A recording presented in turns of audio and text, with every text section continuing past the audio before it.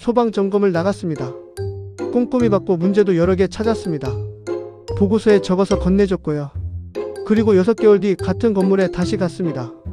그런데 그때 지적했던 게 그대로 있습니다. 하나도 안 고쳐져 있어요. 이런 경험 이 일 해보신 분이라면 한 번쯤 있으실 겁니다. 그럼 이게 점검을 못해서 생긴 일일까요? 아닙니다. 문제는 잘 찾았어요. 진짜 원인은 다른 데 있습니다. 바로 전달입니다. 찾은 문제를 어떻게 전달했느냐에서 갈립니다. 안녕하세요. 현직 소방전기 감리원 상묵TV입니다. 오늘은 소방시설을 어떻게 점검하는지가 아니라 점검해서 문제를 찾은 다음에 무엇을 해야 하는지를 이야기하겠습니다. 현장에서 제일 많이 무너지는 구간이 바로 여기거든요. 오늘 다룰 건 4가지입니다. 문제를 고쳐지게 만드는 보완 요청 쓰는 법, 갈등 없이 조치를 이끌어내는 말하기, 수리와 교체를 가르는 기준, 그리고 마지막으로 재점검 체크리스트입니다. 실무자뿐 아니라 건물 관리하시는 분들도 끝까지 보시면 얻어가실 게 많습니다. 파트 1. 점검의 목적은 문제를 찾는 것이 아니다. 먼저 생각부터 바로잡고 가겠습니다. 점검의 목적이 뭘까요? 많은 분이 문제를 찾는 것이라고 생각합니다. 그런데 아닙니다. 점검의 목적은 문제가 고쳐지는 것입니다. 이게 왜 중요하냐면 목적을 어디에 두느냐에 따라 일하는 방식이 완전히 달라지기 때문입니다. 목적이 찾는 것이면 보고서 쓰고 끝입니다. 목적이 고쳐지는 것이면 그 다음이 남습니다. 어떻게 전달할지, 언제까지 하라고 할지, 나중에 확인은 어떻게 할지까지 챙기게 되죠. 관리자 입장에서 한번 생각해 보겠습니다. 점검자가 와서 여기 문제 있어요 한마디 하고 갑니다. 관리자는 어떤 생각이 들까요? 뭐가 문제인데? 그거 얼마나 급한 건데? 돈은 얼마나 드는데? 누구한테 연락해야 하는데? 아무것도 모릅니다. 모르면 사람은 미룹니다. 미루면 잊어버립니다. 실무 TIP. 전달의 목표는 상대가 스스로 조치할 수 있게 만드는 것입니다. 관리자가 그 문서 하나만 보고 무엇을 왜 언제까지 해야 하는지 알 수 있으면 잘 전달한 겁니다. 제가 현장에서 본 사례를 하나 말씀드릴 겸 수신기 경종 스위치가 내려가 있었습니다. 화재가 나도 경보가 안 울리는 상태죠. 점검자가 경종 스위치 내려가 있네요 하고 갔습니다. 관리자는 네 하고 넘어갔고요. 몇 달 뒤에도 그대로였습니다. 만약 그때 이 스위치가 내려가 있어서 지금 화재가 나도 건물 전체에 경보가 안 울립니다. 대피가 늦어져서 인명피해로 이어질 수 있는 상태고 지금 바로 올리셔야 합니다 라고 말했다면 어땠을까요? 아마 그 자리에서 올렸을 겁니다. 같은 문제인데 전달의 결과를 바꿉니다. 파트 2. 고쳐지는 보완 요청의 사요소. 그럼 어떻게 전달해야 고쳐질까요? 4가지만 기억하시면 됩니다. 무엇이 왜 언제까지 어떻게. 이 4개가 다 들어가면 좋은 보완 요청이고 하나라도 빠지면 조치가 흐릿해집니다. 첫째, 무엇이 문제인가?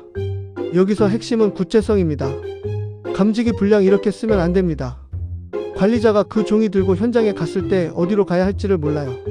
3층 복도 동편 연기 감지기 작동 시험 시 수신기의 신호. 미수신처럼 위치와 증상을 같이 적어야 합니다. 위치, 대상 설비, 그리고 증상. 이 3개가 들어가야 구체적인 겁니다. 사진을 같이 첨부하면 더 좋고요. 관리자가 보고 저기구나 하고 바로 찾아갈 수 있어야 합니다. 둘째, 왜 문제인가? 저는 이게 4개 중에 제일 중요하다고 봅니다. 사람은 문제를 들으면 안 움직이고 결과를 들어야 움직이거든요. 감지기가 고장입니다. 이 감지기가 고장이라서 화재가 나도 이 구역은 감지가 안 되고 그만큼 대피가 늦어집니다. 어느 쪽이 더 급하게 느껴지시나요? 당연히 2번째죠. 문제 뒤에 결과를 붙이는 것, 이거 하나만 바꿔도 조치율이 확 올라갑니다.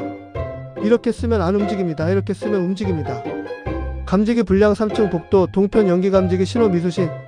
화재 시 해당 구역 감지 불가 대피 지연. 경종 스위치 OFF 수신기 경종 스위치가 꺼져 있어 화재 시 건물 전체 경보 미작동. 소화기 압력 부족 2층 계단실 소화기 압력계 적색 실제 화재 시 분사되지 않을 수 있음. 옥내 소화전 밸브 잠김 지하 1층 소화전 개폐 밸브 잠김 초기 진화 시 방수 불가. 실무 TIP. 문제와 결과를 붙여서 말하세요. 경종이 꺼져 있다. 경종이 꺼져 있어 화재 시 대피 경보가 울리지 않는다. 결과를 들으면 사람은 움직입니다. 오늘 영상에서 딱 하나만 가져가신다면 이겁니다. 셋째, 언제까지. 기한이 없는 요청은 요청이 아니라 그냥 정보 전달입니다. 사람은 기한이 없으면 안 합니다. 그런데 여기서 흔한 실수가 있어요. 전부 다 즉시라고 쓰는 겁니다. 10개 지적사항의 전부 즉시라고 적혀 있으면 관리자는 어디부터 손대야 할지 모릅니다. 결국 아무것도 안 하게 되죠. 그래서 위험도에 따라 나눠줘야 합니다. 경보감지 피난처럼 사람 목숨과 직결되는 것, 즉시 기능에 큰 지장이 없는 경미한 건 다음 점검 전까지처럼요. 넷째, 어떻게 해? 조치 방향을 같이 제시합니다. 전문 업체 점검 필요, 부품 교체 필요, 배선 상태 정밀 진단 필요처럼요. 관리자는 소방 전문가가 아니라서 문제만 알려주면 뭘 해야 할지 몰라 멈춥니다. 방향까지 짚어주면 바로 다음 행동으로 넘어갑니다. 다만 여기서 선을 지켜야 합니다. 구체적인 시공 방법이나 견적까지 점검자가 단정하면 안 됩니다.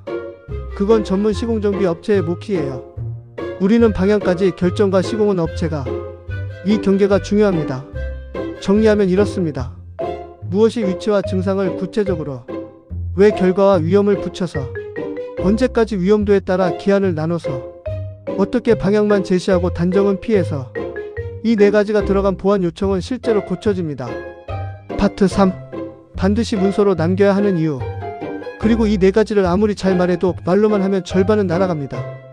반드시 문서로 남기셔야 합니다. 구두 전달의 문제가 뭐냐면 시간이 지나면 서로 기억이 달라진다는 겁니다. 점검자는 분명히 말씀드렸는데요 라고 하고 관리자는 그런 얘기 못 들었는데요 라고 합니다.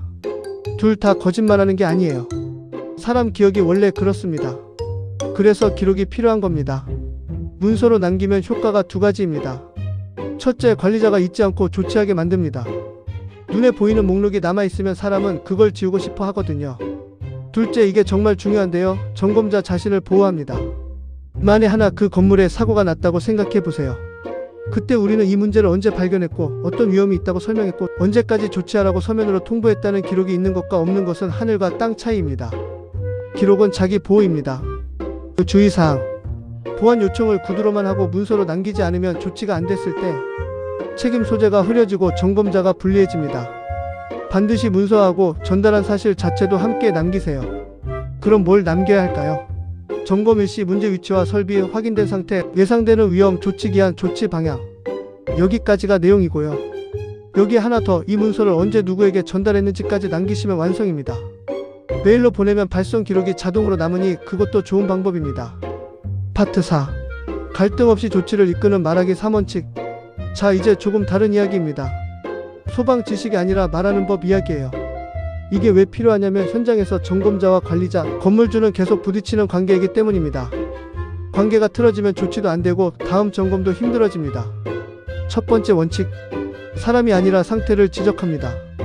관리를 왜 이렇게 하셨어요가 아니라 지금 이 설비가 이런 상태입니다 라고 말하는 겁니다. 사람을 탓하는 순간 상대는 방어 모드로 들어가고 문제 해결이 아니라 변명에 집중하게 됩니다. 예를 들어 감지기가 페인트로 덮여 있는 걸 발견했다고 합시다. 누가 여기다 페인트를 칠했어요 라고 하면 그 순간부터 범인 찾기가 시작됩니다. 이 감지기가 도장으로 덮여서 지금 감지 기능을 못하는 상태입니다 라고 하면 대화가 문제 자체로 갑니다. 사람을 탓하는 말, 방어를 부름, 상태를 짚는 말, 조치를 부름. 관리를 왜 이렇게 하셨어요? 지금 이 설비가 이런 상태로 확인됩니다. 누가 여기다 페인트 칠했어요. 이 감지기가 도장으로 덮여 감지 기능을 못합니다. 이거 왜 안 고치셨어요? 지난번 지적사항이 아직 조치 전으로 확인됩니다. 이렇게 하시면 안 되죠. 이 상태가 유지되면 화재 시 이런 위험이 있습니다. 두 번째 원칙. 위험을 근거로 설득합니다. 앞에서 말한 문제와 결과를 붙여 말하기와 같은 맥락이에요. 감정이나 재촉이 아니라 위험으로 설명하는 겁니다. 이거 빨리 좀 고치세요 라고 재촉만 하면 잔소리로 들립니다. 몇 번 반복되면 관계만 나빠지고요. 대신 이 상태로 화재가 나면 이 구역은 경보가 안 울려서 대피가 늦어집니다. 그래서 우선 조치가 필요합니다 라고 하면 상대도 납득하고 움직입니다. 여기서 하나 더. 관리자나 건물주는 소방 전문가가 아닙니다. 유지관리 의무 위반 같은 말을 쓰면 무슨 소린지 모릅니다. 이 상태면 화재 때 이게 작동을 안 합니다 라고 풀어서 말해야 전달됩니다. 어려운 말을 쉽게 바꿔 설명하는 것, 그게 전문가의 실력입니다. 실무 TIP. 전문 용어를 쉽게 풀어 설명하세요. 유지관리 의무 위반보다 이 상태면 화재 때 이게 작동을 안 한다가 훨씬 잘 전달됩니다. 상대의 눈높이에 맞춰 위험을 설명하는 게 좋은 커뮤니케이션입니다. 세 번째 원칙. 감시자가 아니라 협력자로 접근합니다. 점검자가 문제를 잡아내러 온 사람으로만 비치면 관계가 대립적이 돼요. 이 건물 안전을 같이 지키는 사람으로 접근하면 협력이 훨씬 쉬워집니다. 방법은 어렵지 않습니다. 이것도 문제, 저것도 문제라고. 나열만 하지 말고 이 부분은 관리가 잘 되고 있습니다. 여기 두 가지만 보완하면 훨씬 안전해집니다. 처럼 균형 있게 말하는 겁니다. 잘된 건 인정하고 개선할 건 같이 풀어가자는 태도죠. 사람은 인정받으면 마음을 엽니다. 주의사항. 협력적 태도가 문제를 봐준다는 뜻은 절대 아닙니다. 위험한 문제는 분명하고 단호하게 짚되 말하는 방식이 협력적이어야 한다는 겁니다. 안전에 관한 지적 자체를 타협하면 안 됩니다. 파트 5. 수리인가 교체인가 판단 기준 3가지. 다음은 현장에서 정말 자주 부딪히는 판단입니다. 문제를 발견했을 때 이건 수리하면 되나 교체해야 하나. 이 판단이 왜 중요하냐면 조치 방향과 비용이 완전히 달라지기 때문입니다. 수리로 될 걸 교체하면 돈 낭비고 교체해야 할 걸 수리로 때우면 안전이 위태롭습니다. 기준은 3가지입니다. 노후 정도, 문제의 성격, 그리고 안전성. 첫째, 노후 정도. 설비에도 수명이 있습니다. 내용 연수가 다 됐거나 지난 설비는 지금 한 군데 고쳐도 곧 다른 데가 또 고장납니다. 이런 건 수리가 아니라 교체가 맞습니다. 반대로 아직 수명이 충분히 남은 설비의 일시적 고장이면 수리가 우선이고요. 둘째, 문제의 성격. 부품 하나가 고장났거나 접점이 헐거워진 정도의 부분 결함이면 수리로 해결됩니다. 그런데 전체적으로 성능이 떨어졌거나 여러 곳이 동시에 문제라면 부분 수리로는 한계가 있어서 교체를 고려해야 합니다. 셋째, 안전성. 이게 제일 중요합니다. 수리해서 쓸 수는 있는데 안전이 완전히 보장되지 않는다면 안전한 쪽인 교체를 택합니다. 소방시설은 사람 목숨과 직결되니까 애매하면 안전한 쪽으로. 이게 원칙입니다. 구분 수리로 접근, 교체로 접근. 노후 정도 수명이 충분히 남은 설비의 일시적 고장, 내용 연소, 도래 초과, 반복 고장. 문제 성격, 부품 한계 고장, 접점. 이완 등 부분 결함, 전체 성능 저하, 다수 부위 동시 문제. 안전성 수리 후 정상 작동이 명확히 확인됨. 수리에도 안전이 100% 담보되지 않음. 판단 원칙, 원인이 명확하고 국소적일 때 애매하면 안전한 쪽 교체. 설비별로 구체적으로 보겠습니다. 소화기부터요. 압력이 빠졌다면 추갑식은 재충전으로 해결되는 경우가 있습니다. 하지만 내용 연수가 지났거나 용기가 부식됐거나 구형 가압식이라면 교체가 맞습니다. 특히 노후된 가압식 소화기는 사용할 때 파열 위험이 있어서 이건 고민할 문제가 아닙니다. 주의사항. 노후 가압식 소화기 부식된 용기, 내용 연소 초과 소화기는 수리 대상이 아니라 교체 대상입니다. 무리하게 재사용하면 사용 시 파열 등 2차 사고 위험이 있습니다. 안전이 의심되면 교체가 원칙입니다. 감지기는 어떨까요? 오염되어 작동이 불량한 경우 청소로 회복되면 수리에 해당합니다. 하지만 감지기 자체가 노후되어 감도가 떨어졌거나 같은 자리에서 반복 고장이면 교체합니다. 감지기는 교체 비용 부담이 상대적으로 적은 편이라 애매하면 교체가 안전합니다. 옥내 소화전이나 배관 개통은 조금 더 복잡합니다. 밸브가 잠긴 정도, 호스가 삭은 정도는 부분 조치로 해결됩니다. 하지만 펌프가 노후되거나 배관이 부식돼서 누수가 심하면 부분 수리로는 한계가 있고 공사 규모가 커집니다. 이런 개통 문제는 전문 업체의 정밀 진단이 먼저입니다. 그리고 여기서 꼭 짚고 싶은 게 있어요. 점검자가 수리냐 교체냐를 최종 결정할 필요는 없습니다. 우리 역할은 문제와 상태를 정확히 파악하고 방향을 제시하는 것까지입니다. 이 상태인이 전문 업체 진단을 받아 수리 또는 교체를 결정하시라가 적절한 경우가 많아요. 다만 노후 가압식 소화기처럼 안전에 직결되는 명백한 건 즉시 교체가 필요합니다라고 분명히 말해야 합니다. 이 경계 감각이 실무 감각입니다. 파트 6. 재점검 체크리스트 확인이 끝나야 완료다. 마지막입니다. 조치가 됐다는 연락을 받았습니다. 이제 끝일까요? 아닙니다. 여기서 대원칙 하나. 고쳤다와 정상 작동한다는 다른 말입니다. 왜냐하면 조치가 불완전했을 수도 있고 엉뚱한 걸 고쳤을 수도 있고 고치는 과정에서 다른 문제가 생겼을 수도 있기 때문입니다. 감지기를 새로 달았는데 배선을 잘못 연결해서 여전히 신호가 안 가는 경우 실제로 있습니다. 그래서 조치했다가 아니라 조치 후 작동한다를 확인해야 합니다. 재점검은 3단계로 보시면 됩니다. 첫째, 이전 지적사항이 실제로 해결됐는지 목록으로 대조합니다. 지적 목록을 들고 가서 하나씩 지워가야 빠짐이 없습니다. 압력이 빠졌던 소화기는 교체됐는지, 잠겨있던 밸브는 열렸는지, 내려가 있던 경종 스위치는 올라갔는지. 둘째, 작동을 직접 확인합니다. 이게 핵심이에요. 감지기를 고쳤으면 다시 작동시켜 수신기에 신호가 뜨는지, 경종을 복구했으면 실제로 울리는지, 소화전을 손봤으면 방수가 되는지를 눈으로 봅니다. 위험도가 높았던 항목일수록 반드시요. 주의사항. 경종감지기 소화전처럼 위험도 높은 계통은 조치 완료 보고만 믿지 말고 반드시 직접 작동을 확인하세요. 확인 없이 완료 처리하면 정작 화재 때 작동하지 않는 최악의 상황이 생길 수 있습니다.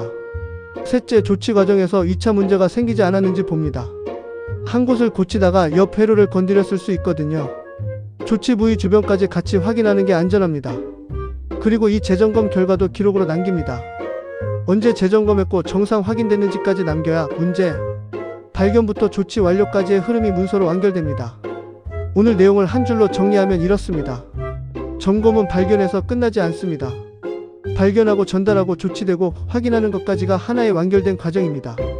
이 4개를 다 챙기는 사람이 진짜 실무자입니다. 그리고 오늘 딱 하나만 가져가신다면 이것만 기억해 주세요. 문제 뒤에 결과를 붙여서 말하기. 감지기가 고장입니다가 아니라 감지기가 고장이라 화재 때 감지가 안 됩니다. 이 한 문장이 조치를 만듭니다. 오늘 다룬 내용은 제가 클래스 101에서 진행하는 현직 감리원에게 배우는 소방시설 점검과 법규 이해, 입문 강의의 한 챕터를 유튜브용으로 정리한 겁니다. 점검 실무 전체를 처음부터 차근차근 배우고 싶으신 분은 설명란 링크를 참고해주세요. 여기서는 핵심만 압축해서 담았습니다. 오늘 영상이 도움이 되셨다면 구독과 좋아요 부탁드립니다. 현장에서 겪으신 사례나 궁금한 점은 댓글로 남겨주시면 다음 영상에서 다뤄보겠습니다. 임상목 감리원 상목TV였습니다.